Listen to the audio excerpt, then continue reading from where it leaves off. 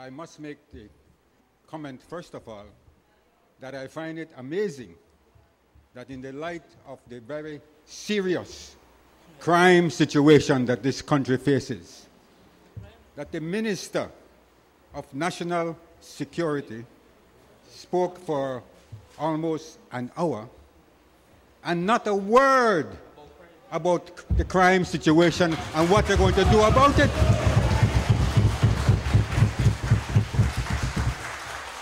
This is the minister responsible for the police and the BDF, and indeed for all matters relating to fighting crime and the whole security of our country. But all he could talk about was trying to show that the honorable leader of the opposition, when he was referring to the investments that were taking place in other countries, he, the member for Belmopan, confused that with talking about the GDP growth rate.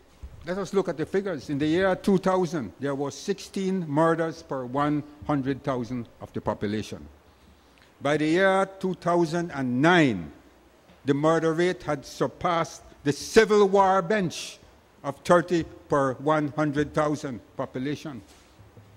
In other words, Mr. Speaker, there were 95 murders occurring in 2009. And the majority of the victims were young people, young men between the ages of 15 and 29. This year, in the first 6 months of the year, we have already passed the 60 murder rates mark. Past 70, I'm told. It is frightening because at this rate, we'll be well past the 209.95 limit, well over 100. When we look at the criminal justice system as a whole, that too, fell under the cutting blade. The Office of the Director of Public Prosecutions, DPP, was cut by $272,000. The entire judiciary budget was cut by $775,000, including the General Registry, the Court of Appeal, the Belize City Magistrates Courts, which has the bulk of the criminal cases. But this is how this government has been fighting crime and violence.